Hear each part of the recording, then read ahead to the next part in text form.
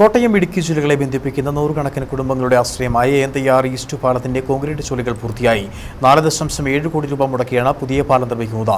ഇനി അപ്രോച്ച് റോഡിന്റെയും സംരക്ഷണ ഭിത്തികളുടെയും നിർമ്മാണമാണ് പൂർത്തിയാകാനുള്ളത്.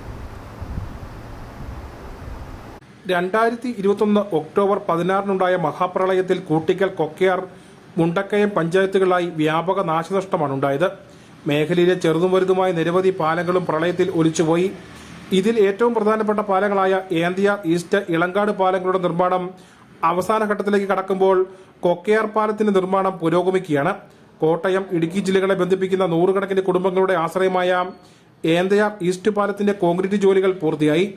4.7 കോടി രൂപ മുടക്കിയാണ് പുതിയ പാലം നിർമ്മിക്കുന്നത്.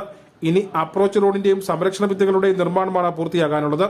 പ്രളയത്തിൽ തകർന്ന ഇളങ്കാട് ടൗണിലെ കലിങ്കിന് പകരം 2.5 കോടി രൂപ ചെലവിൽ നിർമ്മിക്കുന്ന പാലത്തിന്റെ കോൺക്രീറ്റിംഗും പൂർത്തിയായി. സംരക്ഷണ ഭിത്തികളുടെയും അപ്രോച്ച് റോഡിന്റെയും നിർമ്മാണമാണ് ഇനിയുള്ളത്. പ്രളയത്തിൽ തകർന്ന മറ്റൊരു പ്രധാന പാലമാണ് കൊക്കയാർ പാലം. 4.53 കോടി രൂപ മുടക്കി പുതിയ പാലത്തിന്റെ നിർമ്മാണം പുരോഗമിക്കുകയാണ്. തൂണുകളുടെ നിർമ്മാണമാണ് ഇപ്പോൾ നടക്കുന്നത്. 3 പാലങ്ങളുടെയും നിർമ്മാണം പൂർത്തിയാകുന്നതോടെ കൂട്ടിക്കൽ, കൊക്കയാർ, മുണ്ടക്കയം പഞ്ചായത്തുകളിലെ പ്രളയബാധിതർ അനുഭവിച്ചുകൊണ്ടിരുന്ന യാത്രാക്ലേശത്തിന് പരിഹാരമാകും. കൂട്ടിക്കൽ പഞ്ചായത്തിൽ ഇളങ്കാട് ടോപ്പ് മേഖലയിലെ ചെറിയ പാലങ്ങളുടെയും കലുങ്കുകളുടെയും നിർമ്മാണം മാത്രമാകും ഇനി പൂർത്തിയാകാനുള്ളത്. News bureau, Peermade.